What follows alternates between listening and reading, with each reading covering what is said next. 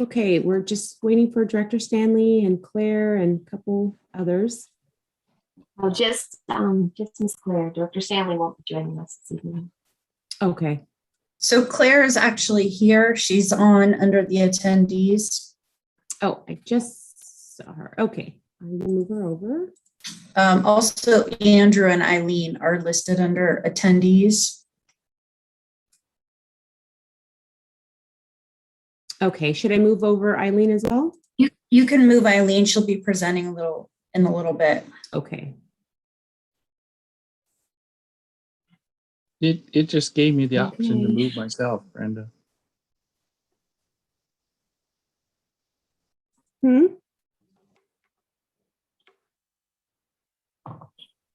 Did someone say something? Is that everyone, Miss Lisa? That's everyone. I did, Brenda. It's Andrew. I just said it gave me the option to move myself, unless. Oh, I just don't see your screen. That's what it is.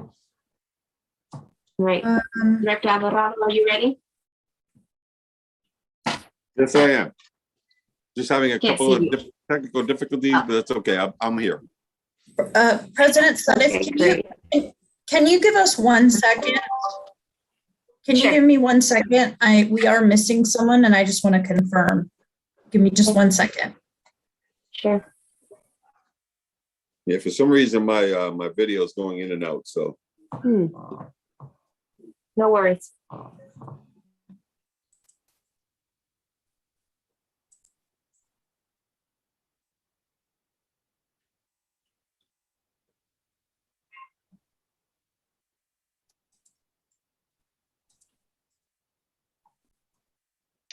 Looks like Angela's on the attendee list too. Is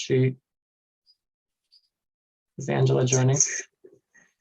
I mean, she can be moved over, Brenda. Okay.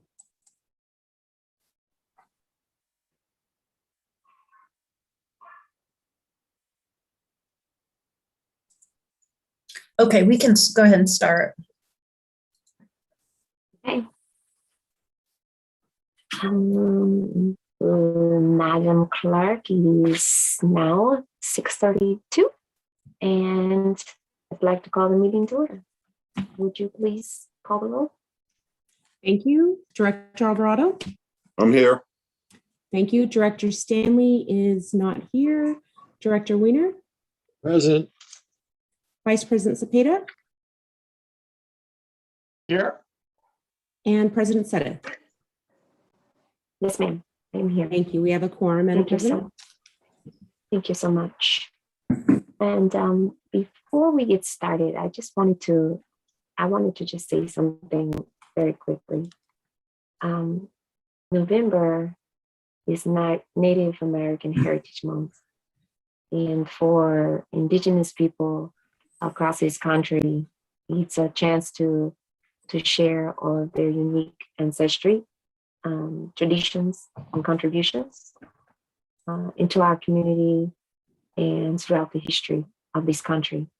And I know that many times in many meetings that I've been on anyway, people make a point of pointing out that the land that we are on is native land. But I want to make sure that that there's no denying that this land is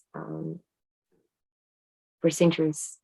This is more than just making a proclamation, and that this is more than just a passing commemoration to the indigenous peoples of this country, and that we spend more time making sure that the national spotlight that's given to indigenous people is more than just during these months, and that the trust and the responsibilities that we have to strengthen the sovereignty and the self-determination of Native tribes of this United States is a responsibility of all of us.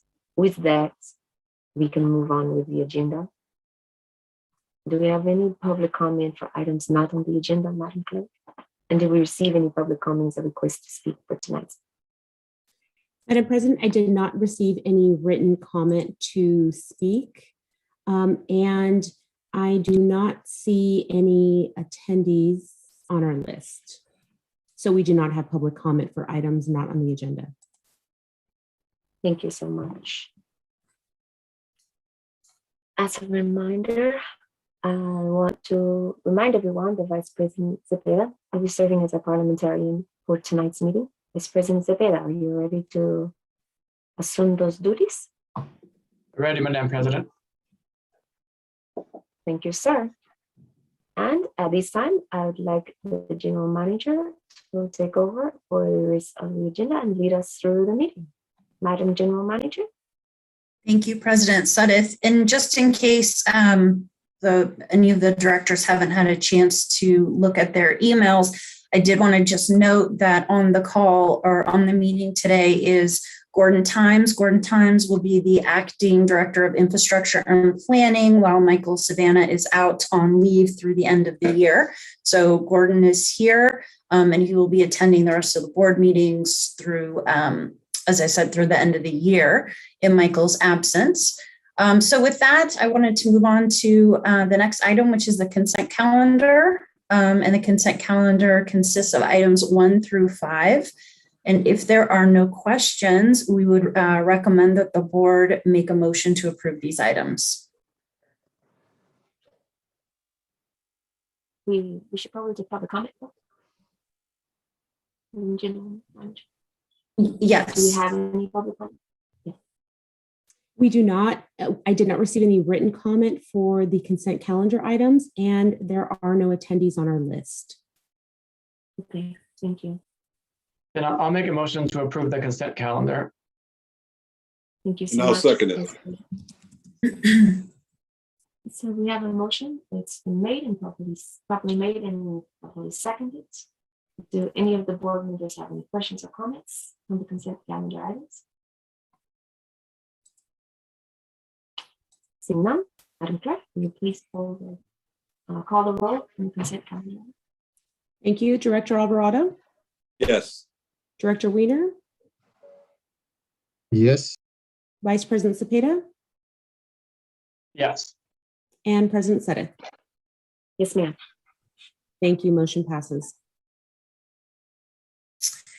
Okay, so the next item on our agenda is the regular calendar. And the first item on this is to provide the board with an update on the WIPES initiative. And just as a quick background, a few months ago, Vice President Cepeda brought forward the idea of creating and working with the other local agencies to address the issue of the wipes, which cause the non-flushable wipes that individuals are flushing into the system that cause quite a bit of havoc on not just our sewer system, but sewer systems in general.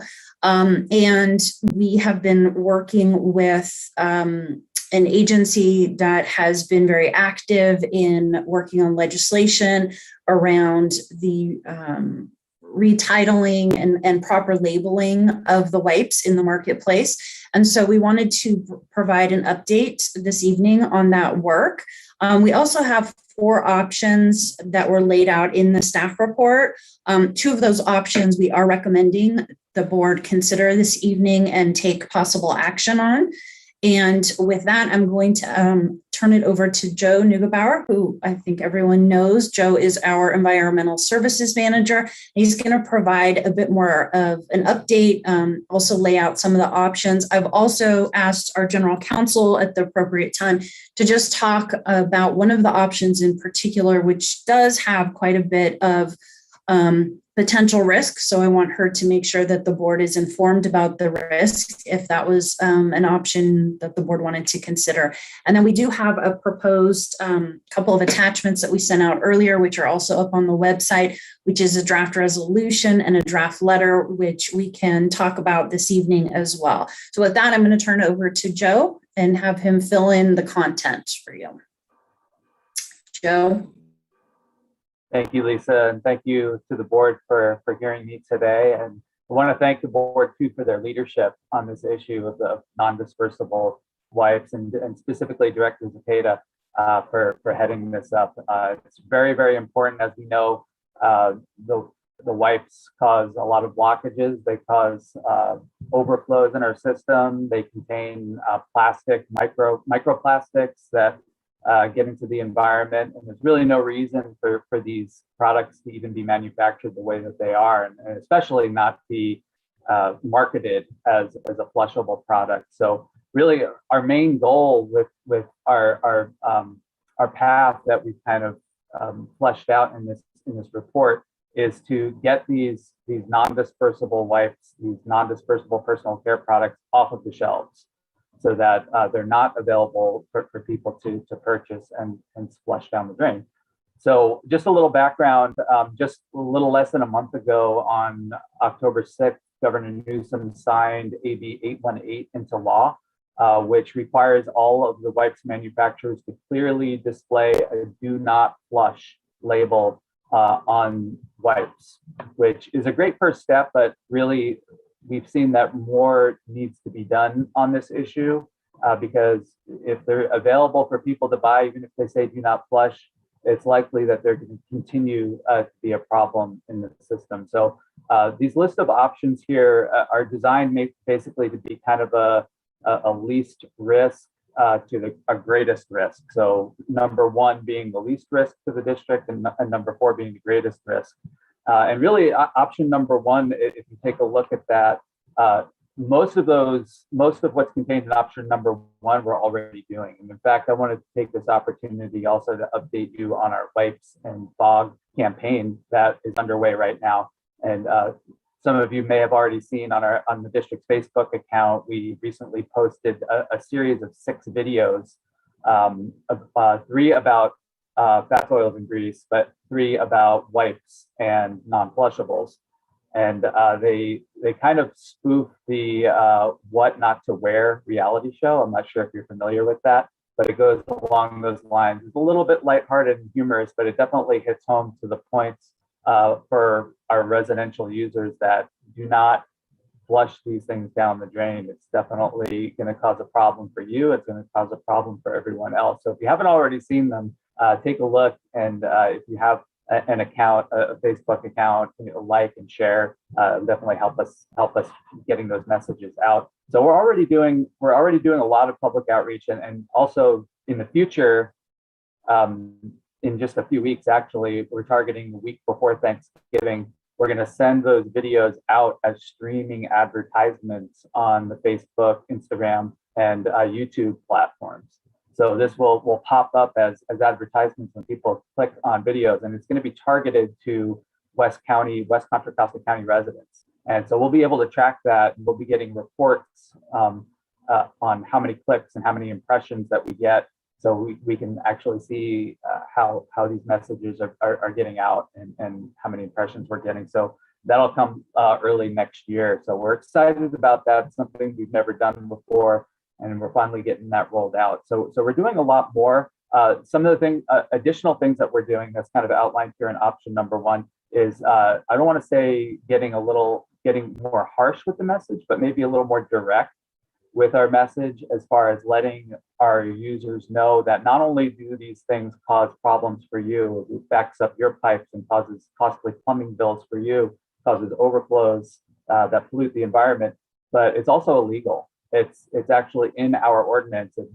It prohibits anything that causes obstruction in our pipes from being put down the drain. And so adding that to our outreach items, like our door hangers that we put on people's doors in areas where there's been backups and overflows due to wipes, to let them know that as basically a more direct message saying, hey, this is illegal to do this. We don't necessarily want to threaten them with cost recovery fees or fines or anything like that. It's not really the message we're trying to send to our residential users. But we have actually taken that route with some of our commercial users. We've had some long-term care facilities and daycare facilities that have directly contributed to sanitary sewer overflows in the past. And we have sent letters letting them know, here's the section in our ordinance that bans or prohibits these things from being discharged, and also gives us the authority to recover our costs for cleanup and staff time to clean these flows up. So that's something that we'll continue to do. And as I said, we can update some of our direct mailers and door hangers to kind of include that message, just to be a little more direct, and also distribute these new items to our local plumbing contractors who are on the front lines responding to calls from residents about backups, so that when they see them, they can educate them as well. So that's something that we're planning on doing here going forward as well. So option number one is really actually underway already. So just wanted to put that out there. And what staff is actually recommending is options number 2 and number 3. So just briefly, option number 2 is basically putting out a letter to the wipes manufacturers that asks them to do a couple things. One, to immediately stop selling wipes that are labeled as flushable, that are actually not dispersible and don't meet those dispersibility standards. We're also asking them to support the Federal Wipes Act that's in the pipeline now, that's actually modeled after the California AB 818. And we're asking them to never, from here on out, never put to market anything that's labeled as flushable that doesn't meet those flushability standards. So this letter would be signed by us and sent out to the wipes manufacturers, and actually works in conjunction with the item option number 3, which is a resolution. Now the resolution is basically saying the same things that the letter says, but the difference is that as a district, we will also encourage other local cities and counties, other local agencies to join us in this effort to distribute this letter, to sign off on this, to agree to join us in this battle against wipes, and add some strength to this call to action. So those are what we're basically asking for the board to consider. Again, options number 2 and 3, the letter and the resolution that was attached to this agenda item. It's being displayed now, so you can take a look at that. Option number 4 is what I would consider a last resort type of option, and is not recommended by staff at this time. And option number 4 basically says if options number 1 through 3 fail and don't get us to where we want to be with this issue, then we could develop or begin to develop a model ordinance that would essentially ban the sale of any wipe or personal care product that doesn't meet the dispersibility standards. So they wouldn't be able to be sold anywhere within our district, at any store, any retailer. And as Lisa mentioned earlier, there are some fairly serious legal ramifications possible by taking option number 4, which is why we're not recommending that at this time. And maybe this is a good time now to pass it over to our legal counsel, Ms. Collins, if she wants to chime in on a little bit of that. Sure, I'd be happy to. Thanks, Joe. So I think the risk here that we just want to daylight for the board is that, wipes are a multi-billion-dollar industry, and the reason why it took years and why prior bills in the state legislature have failed is because manufacturers have fought so hard against labeling and other restrictive requirements. So one risk of potentially trying to implement a ban is the degree to which the local jurisdictions might face pushback in the form of litigation. There are many jurisdictions who have taken these issues on, for example, the plastic bag ban or styrofoam, clamshell ban or straws, et cetera. But they are already organized and have faced these types of things before. And so we just wanted to make sure that the board was aware that one of the reasons why staff is not necessarily recommending number 4 at this time is to take sort of a step-by-step approach, an incremental approach, if you will, and that if these other measures can achieve that, then it won't necessarily require a ban. But if the board chose to do so, or any other local jurisdictions chose to do so, it could move forward in that way. But it does create some risk. And that's not an insignificant risk. And I'm happy to answer any questions about that if you're interested. So before we move on to any questions, I did want to just wrap it up and sort of summarize what's in front of the board. You've heard a lot of information, and as Joe mentioned, what we're option 1 is already underway. We are doing that. What we are looking for and what we are recommending that the board adopt are the options 2 and 3, which would be the letter, to send out the letter to the manufacturers, and then also to sign off on a resolution that we could then share with local jurisdictions and get them involved to join in joining us in this effort. And we would ask that the board, again, hold off on option 4 at this time. But it is certainly something that the board can consider and, of course, approve if that's the direction you want to go, just understanding that there are some significant risks to doing so. So with that, I think that kind of summarizes where we are. And if you have any questions, for Joe, for Claire, myself, we are here to answer those. Thank you so much. Thank you for the presentation. Joe, thank you, Ms. Claire, thank you, Ms. Lisa. And very timely with the hands, because I was just getting ready to call on you. President Cepeda, go ahead. Thank you, Joe. Thank you. And thank you, staff, for all the great work that you've done on this. I know there's been a couple of meetings on this topic here, meeting prior to today. Claire, would you mind just clarifying number 4, the risk?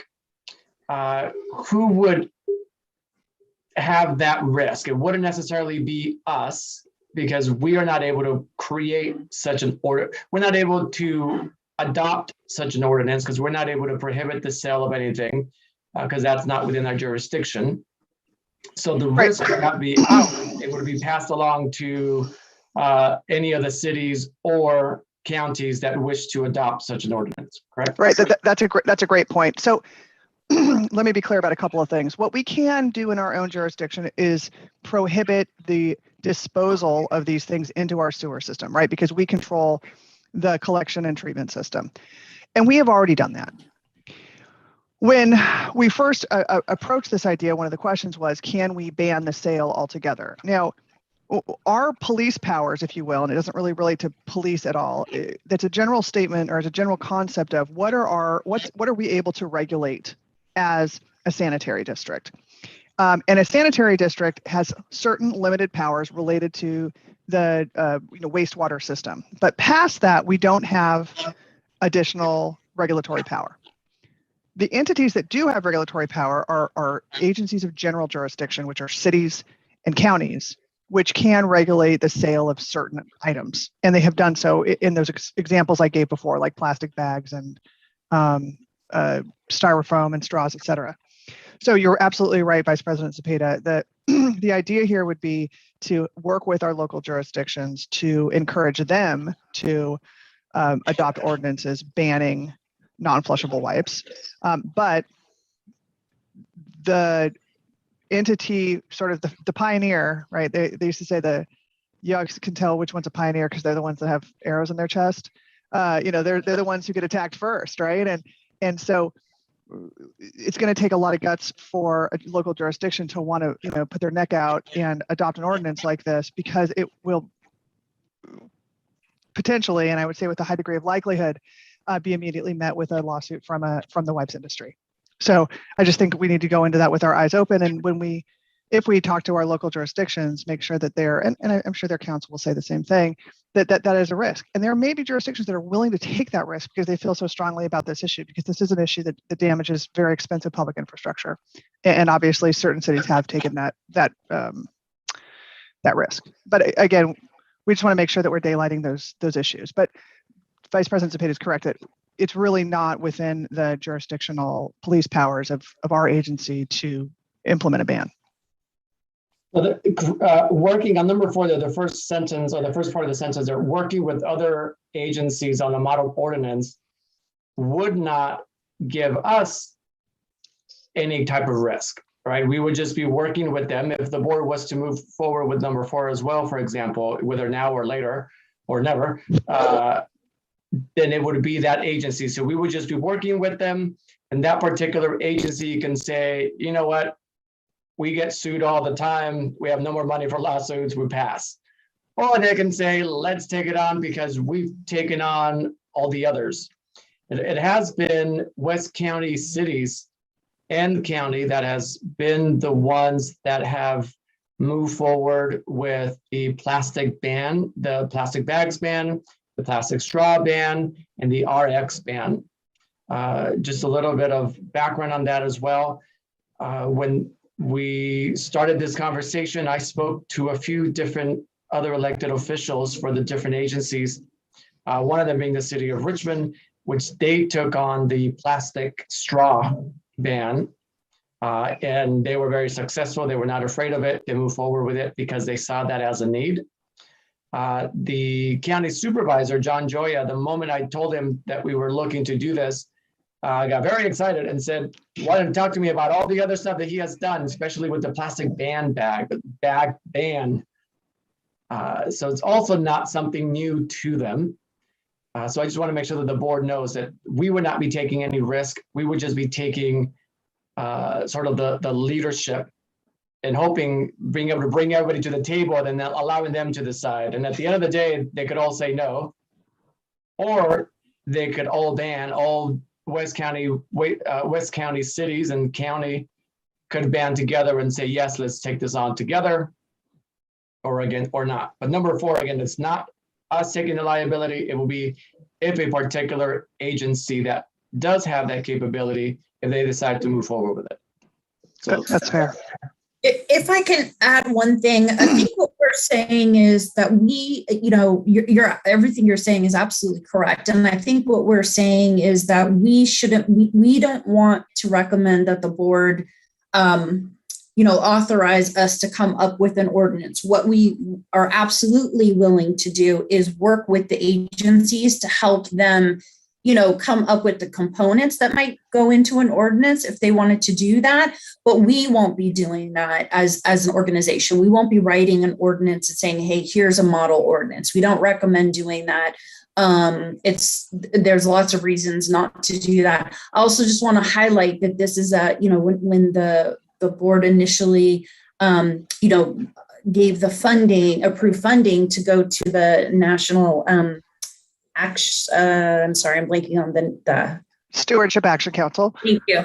On that, one of the reasons in which we did that is to sort of offset some staff time, because we don't have a lot of resources, a lot of free resources at the moment to put toward this. Not that we don't agree this is important work to be done. We just don't have the resources. Joe has already expressed a need for additional positions for things not even related to this. So that's the other reason we're bringing this forward to the board, is that because there will be some additional resources needed here.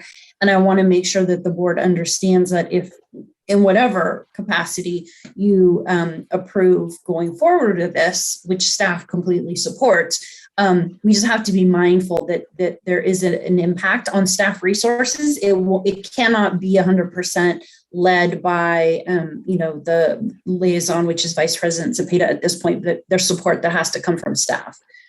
So we just want to be mindful of that and raise that issue as well. And thank you, Lisa, for that. Thank you. If I can just give a little more Go ahead. for the rest of the board, is we have had some really, really great conversations with everyone that's been involved in the staff, right? Trying to figure out what can we do to both be a leader in this. A lot of other agencies and groups have tried this, have tried to do something, all right? And AB 818 is sort of the closest it's gotten. And now that bill has passed, but it's not going to be effective until middle of next year. And right, with the thought that maybe we can take a little bit more of that leadership. So it comes out of West County, because we've laid that groundwork before for other items out there. But option number 2, number 3, I think are very good, as long as we're able to continue working, and I know that we will, with the other agencies to provide that guidance, because now we've sort of put that seed in their mind, and they're reaching out to me asking, when is our meeting? What are we doing next? So I know that there's definitely other agencies that are interested in learning more to see what they can do to partner. So, but it's been a really great. So thank you, Joe and Lisa and other staff for helping lead this and putting all this great work together. And I think if the board, does move forward with options we've laid out, our idea is that we would schedule a meeting with those jurisdictions, shortly, and then we would actually present to them the resolution as well as the letter of support. And we would be just kind of bringing them online and saying, hey, this is what we're doing. And we would have a lot more, impact if you would all join us in this. You could also pass a resolution. You could also sign on the letters of support. So that would be the initial engagement, I think, with the other agencies, if the board approves going forward with these 2 items this evening.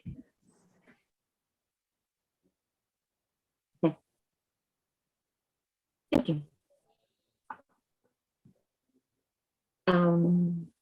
Let's face the bit with more. Is there more?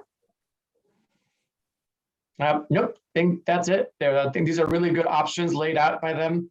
But again, I just want to make sure, call out the number 4, the risk would not necessarily be ours. So it's just the other agencies. But I think there's 2 options that staff are recommending.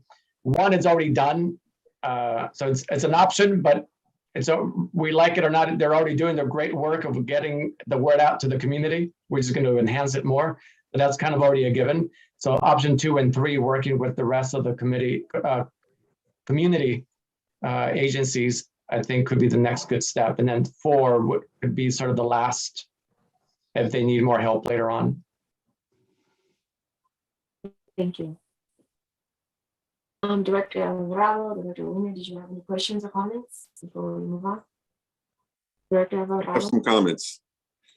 So just so my head is clear right now, staff is recommending option 2, option 3, option 1, or option 4, or are they recommending option 2 and option 3? What are we voting on? We're recommending option 2 and 3, which is the letter. So can we say option 2 and 3 in the motion? Yeah, I think you can, yes, because they're clearly identified in the staff report as option 2 and 3, and 2 being the letter and 3 being the resolution. So that would be clear.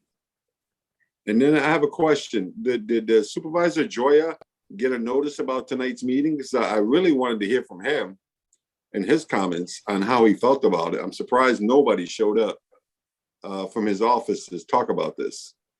To my knowledge, we didn't invite him.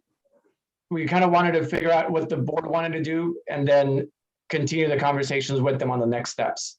Okay, well, you don't really have to be invited to attend our meeting, but okay, I get you. All right, thank you, Madam President. You can always encourage members of the public to sign up for our agendas and notices, so they always know when we have them. So encourage them to sign up, please. Yeah, good idea. Thank you. Yes. Director Wiener, do you have any comments or questions? I support option 2 and 3. And if there was a resolution, a proposal to support them, I would support it. Option 4, my only comment is, isn't it a shame that when the public is to be protected, that private industry has the power and the tools to stop them from protecting themselves?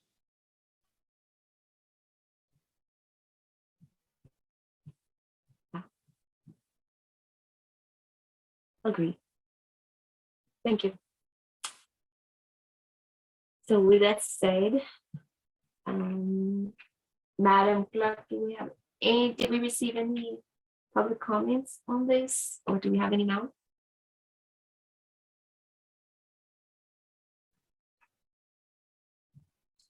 Brenda, you're muted. Excuse me. Madam President, I did not receive any written comment for this item. And I do see attendees on our list. They do have the option of unmuting themselves for any public comment if they choose to speak. Seeing no one has unmuted themselves for public comment, we do not have public comment at this time. Thank you so much. With that said, no public comments and no further comments from the board. We will close this. Do we have a motion on this item? Would either of you like to make a motion? I'll move forward with the staff recommendation. I'll make a motion to move forward with the staff recommendation of option 2 and 3. And I'll second that motion. Perfect. So the item's been properly moved that the board adopt staff's recommendation for numbers 2 and 3, and it's been properly seconded. No further discussion. Madam Clerk, will you please pull the board?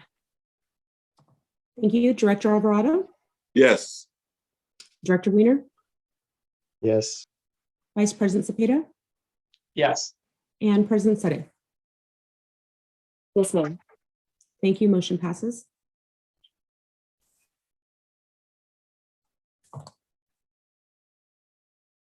Thank you. So the next item on the agenda is other business reports from staff and general manager and general counsel. We do have a brief presentation this evening, but I am going to ask our general counsel she has a brief update. And before we go into the presentation, I'm going to ask her to make her comments, and then we'll go into the presentation.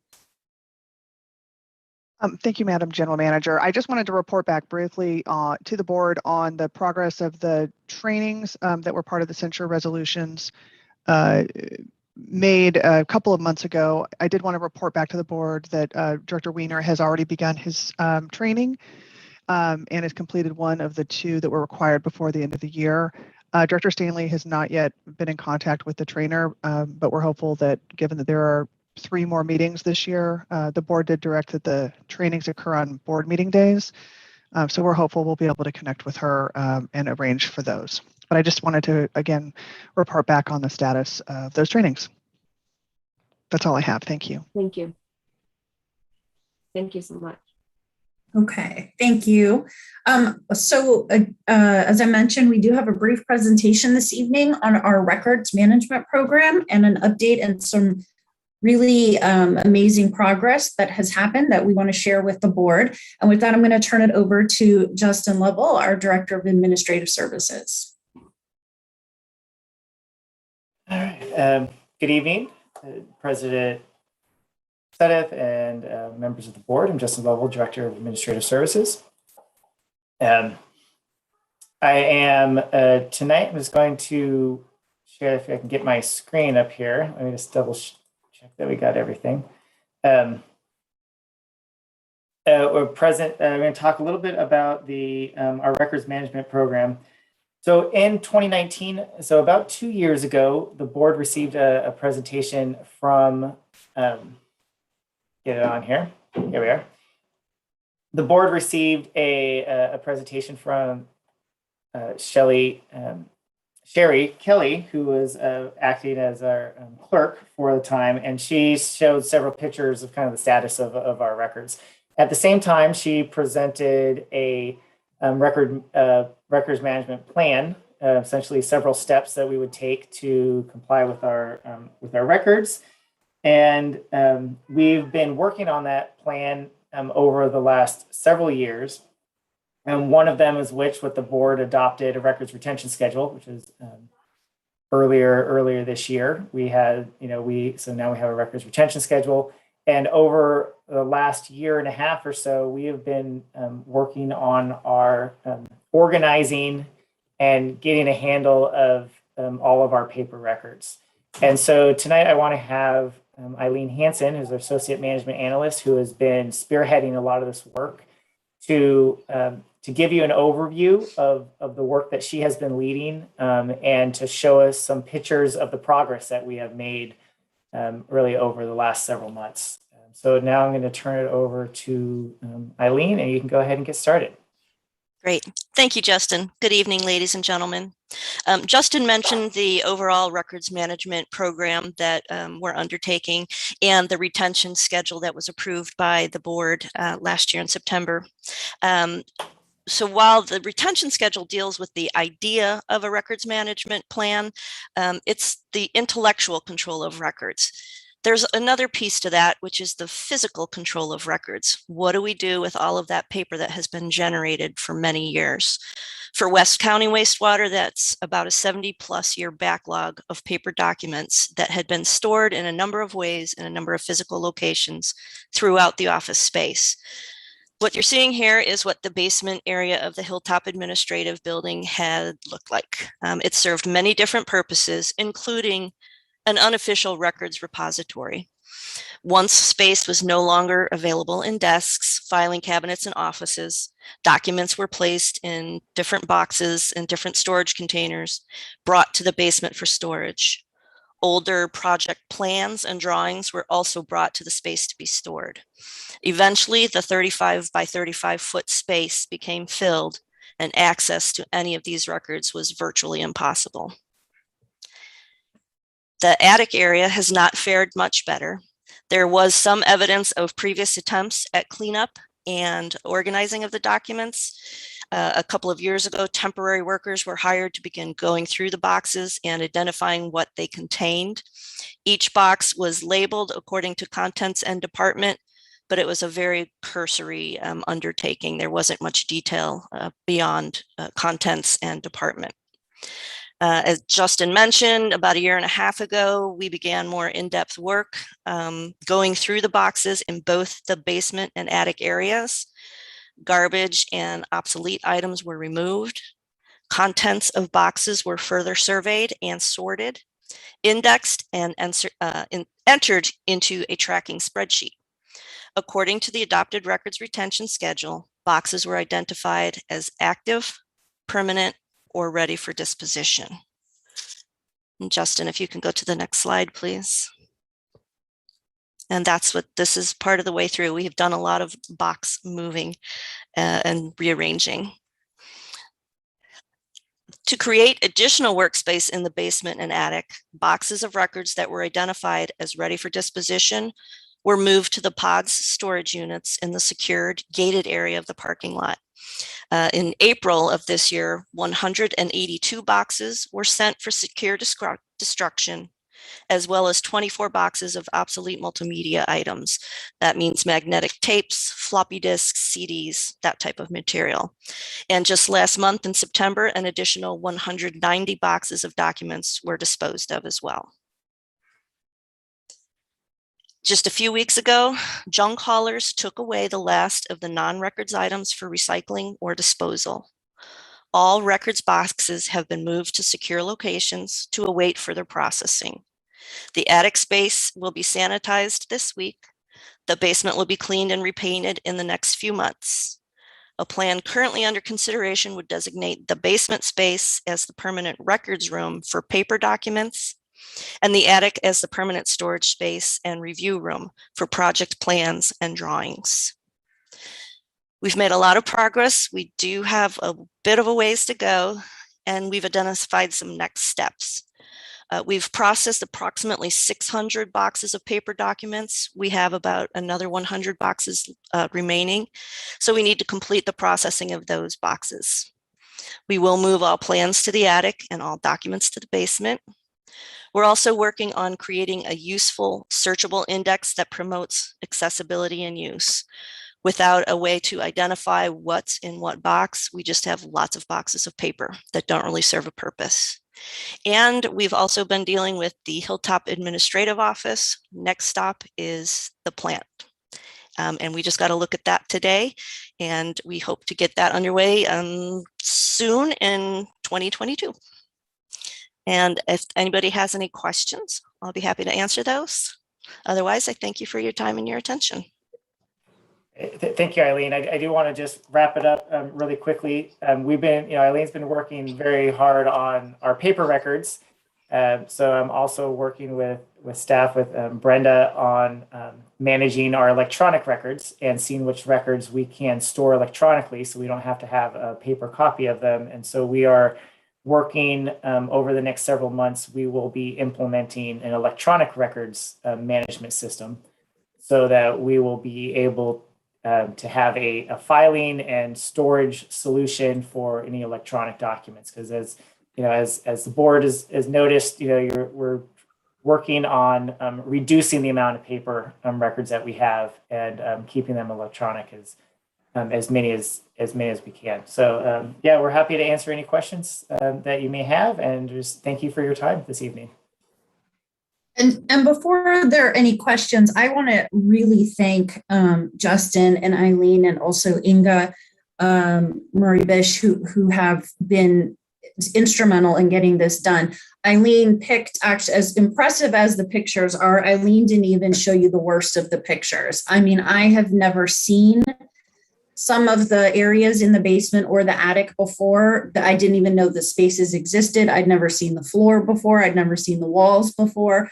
That's how bad things were. And I think I showed the board several years ago when we made our first major attempt at cleanup of those spaces. And since that time, the work that has been done, I honestly didn't even think it could be done. It was so overwhelming. So I just really, really want to thank them for the work that was involved here, because this is literally since the beginning of time, these documents. So with that, again, they just hats off to staff who have been doing this amazing and very thankless and not very fun work, but a huge difference. So thank you very much. Thank you so much. Great presentation. I don't like dust or spiders, so and I'm sure it looked like that's what was there. It's not the only thing that was there. I don't even want to get into what other critters were there. Just leave it to my imagination. But it looks beautiful. The clean one looks beautiful. Vice President Zepeda. It's kind of jokingly wanted to say, what's a floppy disk? But thank you, Eileen. Thank you, Justin. Thank you, staff. That looks really great. Now we have a lot of COVID space to spread out stuff, documents and stuff, right? We also have typewriters. I'm sure you don't know what that is, but we had typewriters down there as well. Can we donate any of that to like the Historic Museum, the Richmond Museum? Yeah, what is that? The Richmond History Museum. They might take some, if there's anything, I don't know if there's any documents as old as when the agency started, but. Yeah, unfortunately, we've kept the things that have some value and historic, but for the most part, when things, there at one point there had been a flood in the basement, so we had a lot of damage. And again, we had some pets that were living in the attic, let's just say, that weren't pets that we purchased or had adopted, I should say. So there's been some damaged things that I don't think anybody really wants, and it's not sanitary. So.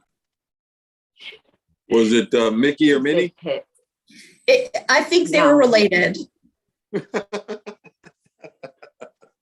don't want to hear it. I don't want to hear it. But not quite as cute. Not quite as cute. They only didn't have the ears, the floppy ears. No. Great job. Great job. They don't deserve to be in my lab. Beautiful. Yeah. And I think we're just receiving this information, so we don't have any action on this. So, right. It was just information, and with that, staff's comments are concluded. So the next item is actually the board reports. Oh, wait, I think Director Weiner wanted to say something. Go ahead, sir. First of all, I wanted to tell the youngster, Vice President Zepeda, that we were forced to use typewriters, but we invented their replacement. And I would like to also ask, is it legal to take images of paper documents and store those digitally? Is that possible? Go ahead, Justin. You can answer. Yeah, yes. I know as Clara was also nodding her head that there are many documents that are currently in paper that we can scan them and store them electronically, where we will not need to maintain the paper record anymore. And what happened to the wrapping paper? I need some. All right. Well, great job. I mean, obviously a great job. The difference is night and day. So thank you for your efforts, Eileen, and all that worked on that project. Thank you. I echo that. Miss Lisa, before we move on, I think you have one more announcement to make, don't you? Financial?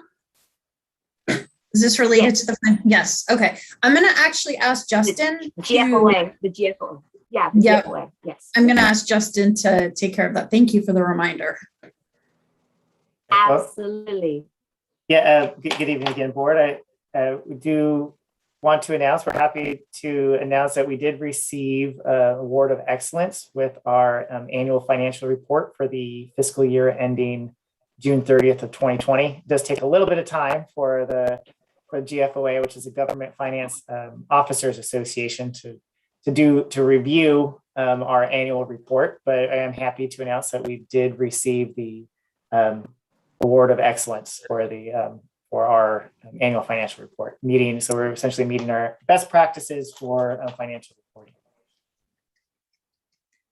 Yes, Congrats. He's being very humble.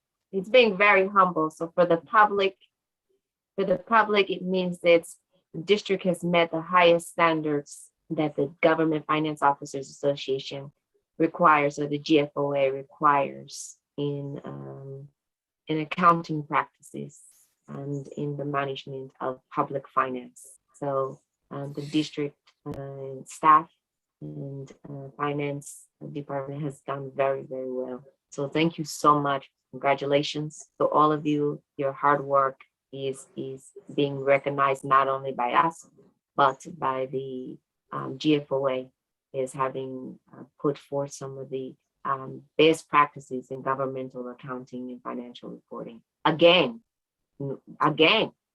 So congratulations. Great job. And in addition to that, I do want to just add that not only did we get that award, but also Justin has taken several steps to actually implement a lot of process improvement over and above the best practices and industry standards, and has just completed a review of our entire financial operations. And we are working through a list of internal controls and other processes that will increase the efficiency and effectiveness of our finance division. So, we expect that will continue, but the implementation of the process improvements throughout finance, as well as the rest of administrative services, as well as the rest of the district, frankly, on top of those awards. So I did want to also just mention that, since we're talking about the award. Yeah, I told you he was being humble. Thank you. Good job. Beautiful. On to director's comments and meeting reports. Before we do this, I did want to say one thing for those of you who have not been made aware of the passing of Wilma Chan this afternoon. She's with the Alameda County Board of Supervisors. So before we leave this evening, I do want to make sure we say something about that. Director's comments, meeting reports. Anyone have anything to report? Before I do. Sirs? Vice President Zepeda, go ahead. It was just to put it out there that we met for the presentation you had today. So that was kind of what we've been working on the past couple of weeks. And that is my report. Thank you. Thank you, sir.